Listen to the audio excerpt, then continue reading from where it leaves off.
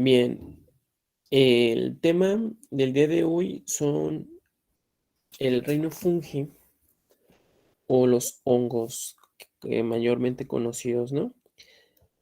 Realmente pues hubo mucha confusión para lograr clasificar a estos organismos. Durante mucho tiempo se creía que eran plantas. Después, bueno, se descubrió que realmente tienen más parecido a los animales que las plantas, pero no comparten las características propias de los animales, que número uno, pues debe ser pues movilidad, ¿no? En el caso de los animales y a diferencia de las plantas, pues las plantas pues son inmóviles. Entonces, eso fue lo que hizo que los desclasificara también, ni tanto de animales, pero sí la pared celular que tienen, pues los volvía a hacer, a introducirlos un poco más a los animales, ¿no? La pared de quitina que poseen es la misma pared que tienen los insectos, como los artrópodos. Entonces volvía a poner en duda si realmente pertenecían a este grupo de seres vivos. Pero bueno, ya con la historia, a mediados del siglo pasado, de acuerdo a las clasificaciones, pues se dan cuenta que pues ni siquiera es una planta, ni siquiera es un animal. O sea, son seres vivos totalmente diferentes y tienen un grupo de estudio específico. Y pues los hay de mil formas, colores y tamaños. Ustedes pueden observar. Este, son de múltiples colores. Y bueno, también recordemos que la unidad anatómica y fisiológica pues sigue siendo la célula, solo que en este caso, en lugar de célula, tiene un nombre especial y se llama hifa. Son organismos unicelulares y también pueden ser pluricelulares, ¿verdad? Son eucariotas. Son descomponedores. ¿Qué quiere decir esto? Que se encargan de degradar la materia orgánica. Es decir, el día que nosotros partamos al más allá, bueno, los que los van a enterrar, ¿verdad? Los que quieren enterrar, que los entierren ya cuando mueran, quienes se van a encargar de degradarlos van a ser ellos, los hongos. Son cosmopolitas también, los encontramos en todas partes. Sus células carecen de cloroplastos, por eso no pudieron ser clasificados como plantas, pero sí tienen pared celular, por lo que pensaban que pertenecían al reino animal, pero eran inmóviles. Entonces, el cuerpo del hongo se le conoce como micelio, que es el que estamos observando aquí. Este es el micelio. Y está formado por el conjunto de hifas, que es la unidad celular del hongo. ¿En dónde viven? Los hongos, pues principalmente en lugares húmedos o que tengan temperaturas suaves y que estén protegidos de la luz. Y bueno, según la clasificación de Robert H. Whittaker en 1953, los hongos pertenecen al reino fungi. Existen dos tipos de hifas que pueden ser septadas o cenocíticas y que va a ayudar a la clasificación de los hongos. Pues, ¿qué son los septos? Son estas divisiones que ustedes pueden observar que dividen a lo largo la hifa, a diferencia de las cenocíticas que no tienen nada, ¿sí? Es lo único que podremos diferenciar. Entonces, esto es clave que conozcan que existen dos tipos de hifas. Igual, pues existen dos tipos de hongos, pueden ser unicelulares y pluricelulares. En este caso, pues tenemos a las levaduras, que son pues ustedes conocen el pan, la cerveza, la que se encarga de la cerveza, Saccharomyces cerevisiae, se llama la levadura encargada de fermentar para crear la cerveza. Entonces, son organismos unicelulares o levaduriformes, así también se les conoce. Y están los pluricelulares o filamentosos, que son los que literal, cuando van al bosque o a caminar, se encuentran en la calle o en su jardín un hongo, nada más que lo que ustedes están viendo por arriba es la parte reproductiva o el cuerpo fructífero. Por abajo de la tierra vamos a encontrar, si ustedes arrancan ese cuerpo fructífero, lo que se va a ver pues es el micelio. Así es como podemos observar que existen hongos filamentosos, es decir, que forman estos filamentos, que son las hifas, y en el caso de las levaduriformes, pues la levadura es la célula como tal. Y existen hongos dimorfos. ¿Qué quiere decir esto? Que pues, pueden tener las dos fases de desarrollo. ¿Cuál es la estructura de un hongo? Pues de manera general, los hongos tienen las siguientes partes. Un hongo muy típico, en este caso imagínense que es el hongo de Mario Bros, la manita muscaria, tiene una volva, tiene retículos, tiene anillo o velo, tiene el sombrero o píleo, que le conocen, tiene láminas o himenio, y en algunos hongos las láminas se sustituyen por poros. En las láminas se van a encontrar las esporas que van a ser las encargadas de reproducirse. Aquí está el micelio. El micelio recuerden que va a ser la parte vegetativa. Esta es la parte reproductiva. Y la parte vegetativa siempre se va a encontrar debajo de la tierra. Algunos tienen verrugas, tienen escamas, etc. Los hongos son saprófitos y oportunistas. ¿Qué quiere decir esto? Que igual que las bacterias pues se van a aprovechar de la materia que hay ahí. Si ustedes dejan un pan muy típico ahí afuera de su refrigerador, en algún momento pues va a llegar un hongo y a los 2 días ya va a estar verde, ¿no? El famoso moho verde. Ahorita vamos a ver a qué reino pertenece, a qué reino, a qué dominio, o a qué división, perdón, qué división pertenecen esos hongos del pan. Y bueno, igual, si dejan un pedazo de carne o lo que ustedes quieran dejar, se va a descomponer, ¿no? Tarde o temprano le va a caer una espora de un hongo y algo va a crecer ahí. Sus manos, si ustedes salen a jugar un día al bosque, a la, a cualquier lado, ¿no? Y no se lavan las manos y pueden ustedes impregnar esa mano en un caldo de cultivo, en un medio de cultivo, verán la cantidad de hongos que crecen en en el agar, en el medio de cultivo.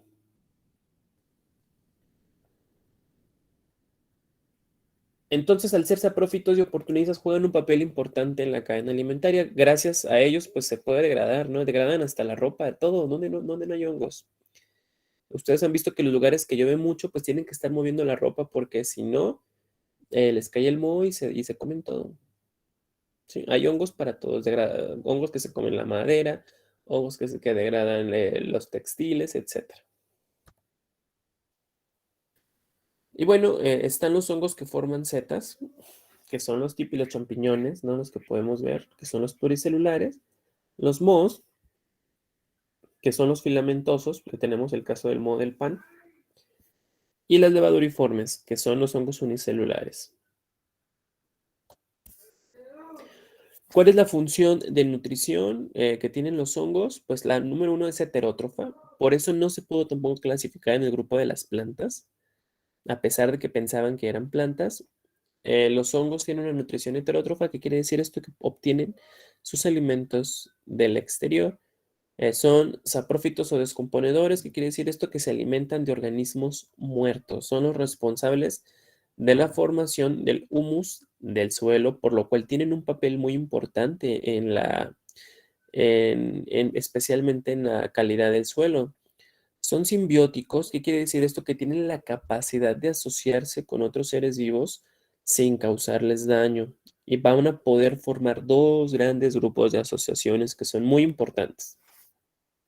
Uno son los líquenes, que es la asociación entre una alga y un hongo. Y otra van a ser las micorrizas, que va a ser la simbiosis entre las raíces de los árboles y los hongos, que van a ayudar a que absorba el árbol la mayor cantidad de agua y nutrientes o vitaminas. Que quede muy claro, ¿cuáles son las relaciones que pueden formar los hongos?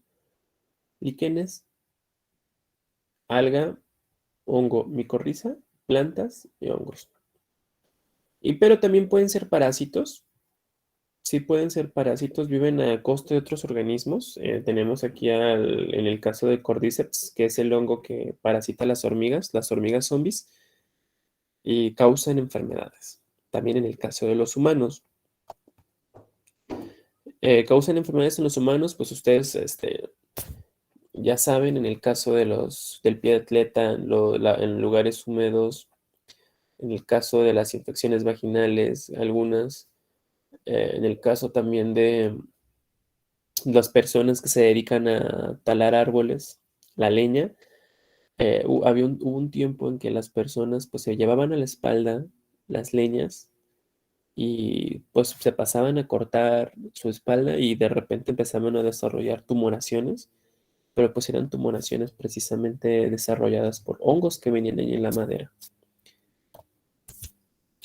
Bueno, pues la función de relación de los hongos está estrechamente relacionada pues con su función de nutrición.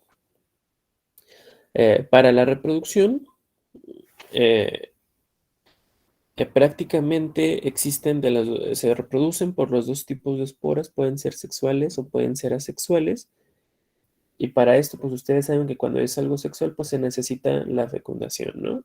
De dos tipos de células. Y más adelante lo vamos a entender un poco mejor. Pero bueno, también se pueden reproducir sin problema ellos mismos.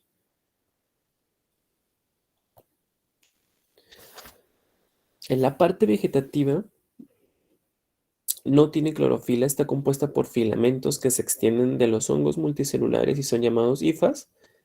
Y bueno, y el conjunto de hifas pues conforman el micelio. Prácticamente el hongo que ustedes observan en los bosques cuando van caminando en la calle está compuesto de hifas. ¿Sí? Si tomáramos un microscopio y tuviéramos la capacidad de hacer un análisis, un corte a esa parte, pues nosotros veríamos el hongo así. ¿Sí? Están las hifas, que pueden ser, recuerden, de dos tipos, septadas o cenocíticas, y que pues poseen esporas, y que de acuerdo al grupo de hongos, pues se le va a desarrollar el tipo de esporas. Aquí son bacidios, pero porque este hongo pertenece a la división Basidiomycota, que ahorita vamos a observar. Bien, pues los hongos en México son un conocimiento heredado, sí, ancestral. Existió María Sabina, grandes curanderas aquí en México que se encargaban de estudiar a los hongos de manera convencional, no científica. Y bueno, existen a la fecha pues muchos hongos alucinógenos, muchos hongos que tienen muchas propiedades. Por ejemplo, el Psilocybe cubensis es ese alucinógeno. Pues que la psilocibina se ha estudiado, pero México sigue siendo referencia a nivel internacional para su estudio, porque los primeros avances en el conocimiento se desarrollaron aquí gracias a Gastón Guzmán, uno de los primeros micólogos que tuvo México. Y voy a poner un video.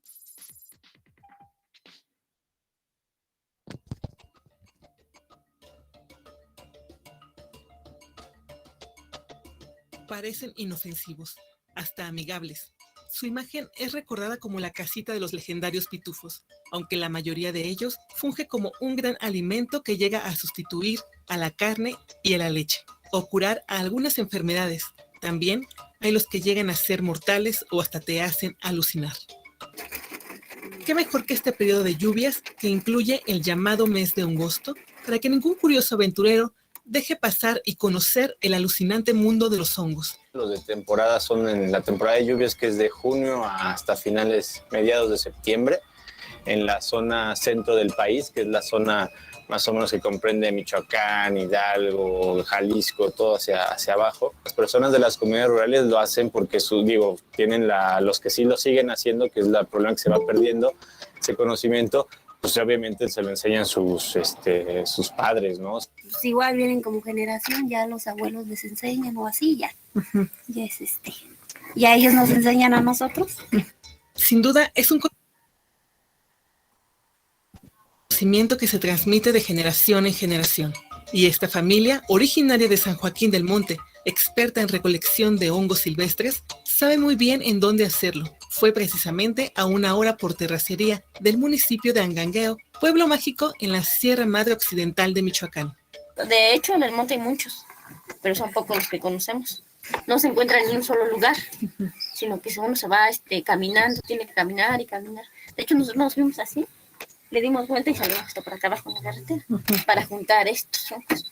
Aunque, en general, los vemos en el mercado o incluso en ferias, tiendas especializadas o hasta en invernaderos, esta actividad a veces tiene sus riesgos.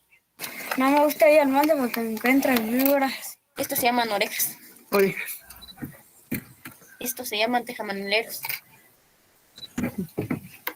Estas enchiladitas, pero de hecho pues no encontramos muchas. Desde el olor, ¿no? El olor a veces es dulce y no son tan fuertes, tan intensos. Generalmente cuando son muy intensos, pues tienen ya la prerrogativa de que igual y tienen toxinas, ¿no? Lo que se hace es hacerle un corte al hongo y ver la coloración. Entonces, descifremos el cortejo de la tierra. Los clásicos campos de división, digamos que son los comestibles, son los medicinales, los venenosos, digamos mortales, y los alucinógenos, ¿no? Mal llamados alucinógenos en muchos sentidos, porque bueno, hay comunidades, y no nada más en México, que usan los hongos en otros sentidos, ¿no? Le dan otra connotación cultural que no lo llaman al contrario de alucinógeno, sino desalucinógeno.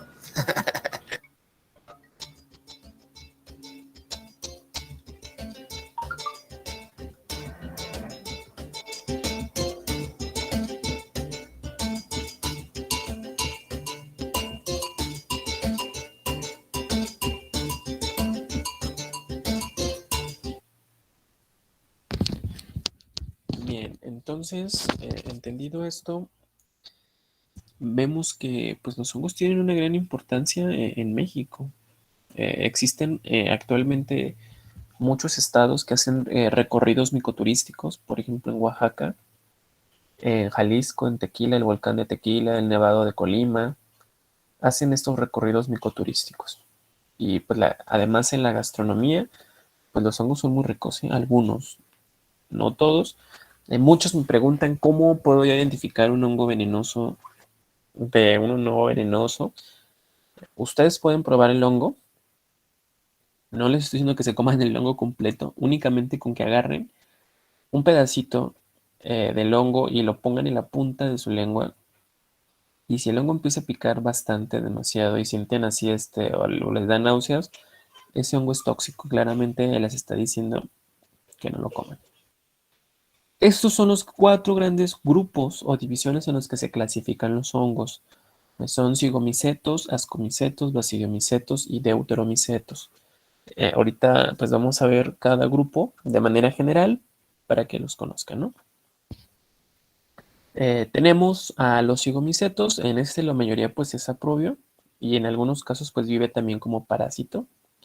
Se reproduce sexualmente por medio de esporas diploides que se van a llamar, pues normalmente las esporas siempre se llaman como el grupo, aquí se van a llamar cigoesporas porque son cigomicetos. Y asexualmente mediante la formación de hifas llamadas esporangióforos. Son degradadores, ¿verdad? Se le van a alimentar igual como los hongos en general de materia orgánica en descomposición. Llegan a ser parásitos de plantas y animales. Y aquí tenemos el caso del Rhizopus stolonifer o el moho negro que se forma en el pan. Aquí tenemos cómo se vería al microscopio el Rhizopus y cómo se ve normalmente en el pan, como cuando está parasitando, bueno, cuando está sobre el pan. Este es el esporangio, como lo pueden observar. Aquí está la columela. Esta es la columela. Esto es lo que estamos observando aquí. Es prácticamente esta estructura. Y adentro están las esporas, las esporangiosporas. O sea, imagínense, esto se va a explotar. En algún momento se va a explotar y aquí se van a liberar las esporas. Por otro lado tenemos a los ascomicetos. Sus esporas se desarrollan en estructuras llamadas ascas. Las esporas monoploides y sésiles se llaman ascoesporas. Recuerden que como el nombre se va a nombrar la espora. En este filo se encuentran las famosas levaduras del género Saccharomyces.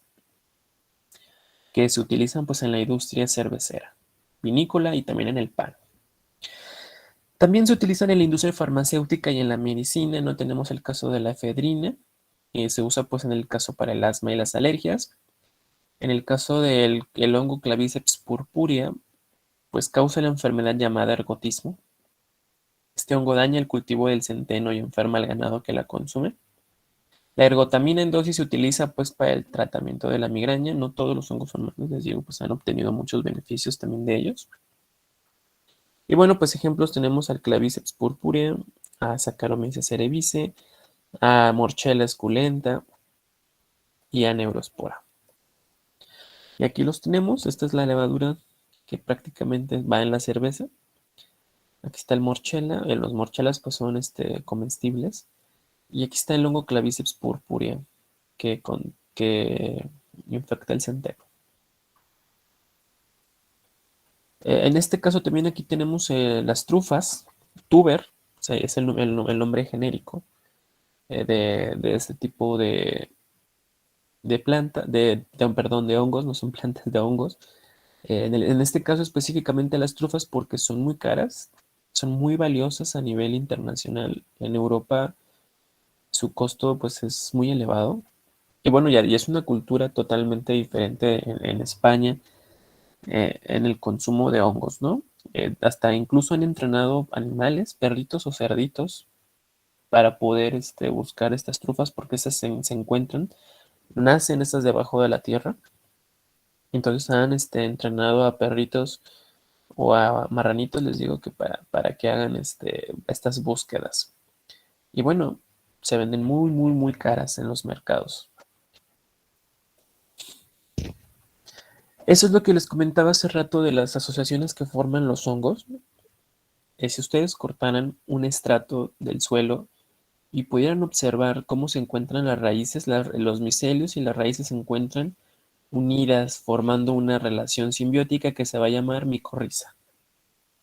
Sí, en la cual pues los dos van a obtener beneficios, en este caso el árbol, el hongo le ayuda a fijar nutrientes al árbol y además, en el caso también, hablando de las bacterias, también va a haber bacterias asociadas a esto que van a ayudar a fijar el nitrógeno, sí, para que puedan metabolizarlo. Entonces, sí, el árbol le da pues productos fotosintéticos como son carbohidratos, principalmente al hongo, y el hongo le da al árbol pues agua y nutrientes minerales. Y así pues viven juntos, ¿no? Viven felices todos. Y así es como se vería. Todo lo blanco es el micelio.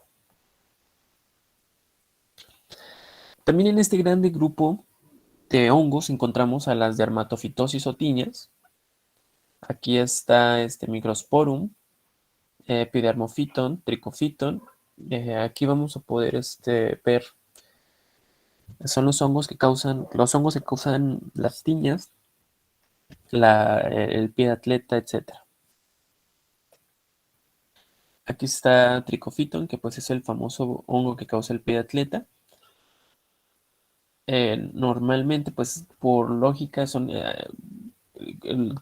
una de las características que yo les comentaba al inicio es que pues este hongo vive en lugares húmedos, ¿no? Los hongos les encantan los lugares húmedos donde llueva mucho y en este caso pues nuestros pies son el lugar perfecto para poder vivir. Pues, normalmente pues ustedes usamos calcetas, luego el pie cerrado, pues no, pues ahí es donde el lugar ideal para que el honguito se desarrolle. Pero gracias a que tenemos un sistema inmune súper desarrollado, pues los mantiene a raya, ¿no? Pero en caso de que pues no tuviéramos un sistema inmune, una barrera mecánica como lo es la piel, la función que hace la piel, pues prácticamente nos comerían los hongos, literal. Porque son degradadores y a ellos no les importa. Precisamente personas que tienen inmunodeficiencias adquiridas, por ejemplo, que tienen SIDA o que tienen alguna enfermedad autoinmune, tienen que tener mucho cuidado precisamente de enfermedades tan básicas como tal vez lo dicen ustedes. Tal vez es común, a todos nos ha dado una infección de pie de atleta. tal vez nada más rasca el pie o escoce el pie, pero personas que están inmunodeprimidas, no, esto es muy peligroso y se puede llegar a necrosar el pie, ¿sí? Porque se puede dejar y se mueren. Al final, pues no se mueren de la enfermedad autoinmune, sino se mueren de la infección que están teniendo. Aquí están la famosa cándida, las candidiasis, pues yo sé que las chicas especialmente tienen mucha relación con o conocen específicamente esta infección. También es una enfermedad muy típica en las mujeres, en los cambios de pH, las temperaturas, en mayo, abril, cuando hace mucho calor, pues provoca ¿no? Que en el caso, se puede dar también en la boca en algunos casos, o en la vagina, que es donde normalmente habita este hongo. Y bueno, pues va a causar también muchos estragos. Y ese es el hongo. Después tenemos a los basidiomicetos, pues ese es el típico. Aquí tenemos el típico hongo de Mario Bros. Aquí está Amanita muscaria, muy bonito por cierto. Pues bueno, estos hongos van a producir esporas en sus estructuras, que como su nombre lo dice, basidios, ¿no? Se van a llamar, en los cuales van a estar las basidiosporas. Y las basidiosporas se van a encontrar en un basidiocarpo. Y aquí te están los champiñones. ¿Sí? Setas, champiñones y el huitlacoche, ejemplos de basidiomicetos. Y bueno, algunos hongos venenosos pues pueden causar la muerte. Por eso Amanita muscaria no es bueno en su consumo. En la antigua Roma le llamaban el hongo matamoscas, pero porque pues dejaban un platito de Amanita muscaria y mataba a las moscas.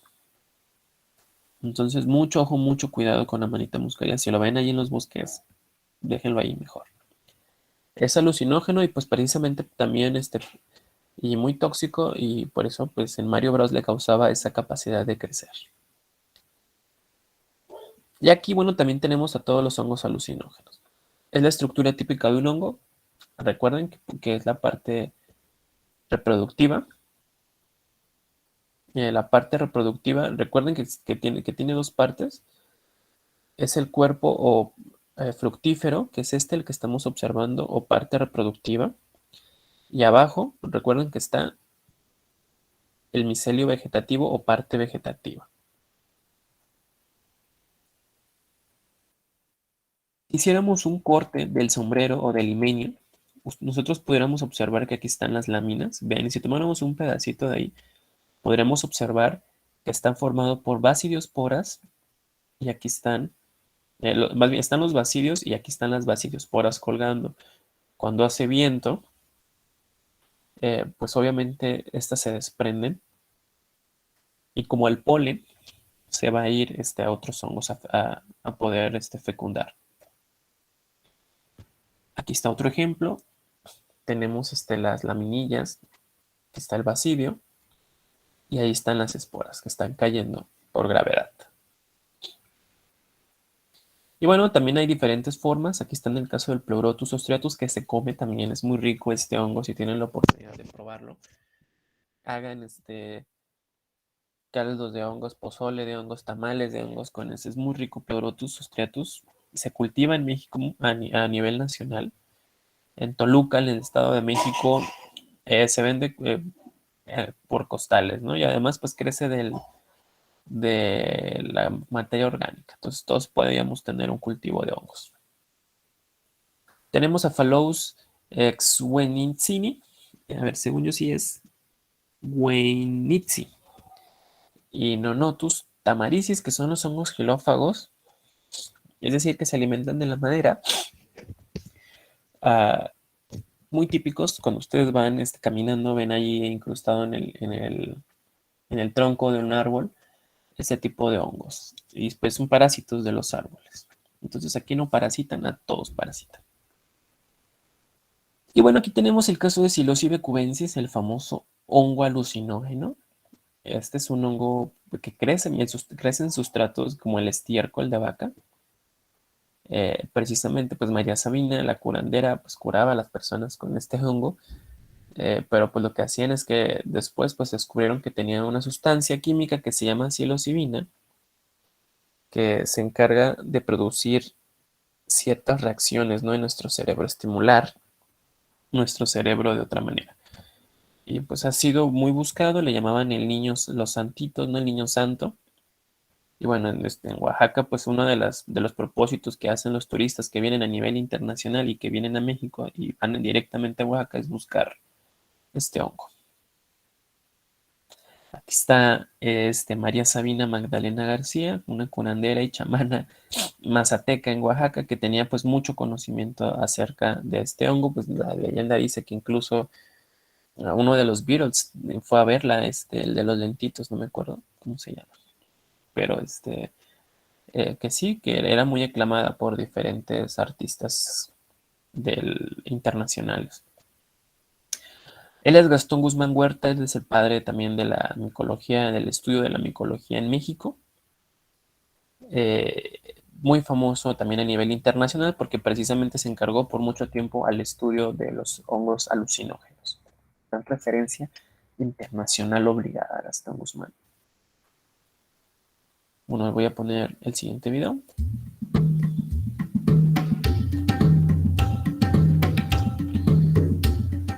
Los cubensis son una subespecie del reino fungi que por sus cualidades desarrollan y contienen psilocina y psilocibina, compuestos alucinógenos responsables del efecto psicoactivo de ciertos hongos comestibles. Son coprófagos y gregarios, lo que quiere decir que su ambiente idóneo de crecimiento es el estiércol y que además crecen comúnmente en grupos. ¿Sabías que pueden alcanzar alturas máximas de hasta 15 centímetros en promedio? Los investigadores coinciden en que sus orígenes documentados se remontan a los aztecas, quienes los llamaban Teonanacatl, que en náhuatl quiere decir carne de los dioses. Existen múltiples cepas alrededor del mundo, entre ellas nuestras favoritas son Cambodian, por su fácil y rápida propagación, Tai Khoi Samui, por la gran potencia de sus enormes setas,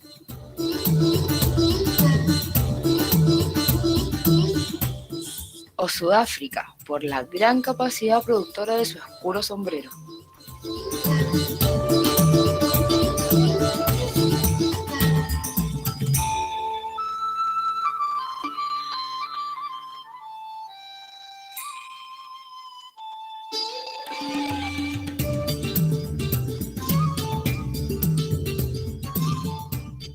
¿Quieres saber más sobre estas setas y cómo cultivarlas? Visítanos en www.magicxelium.cl.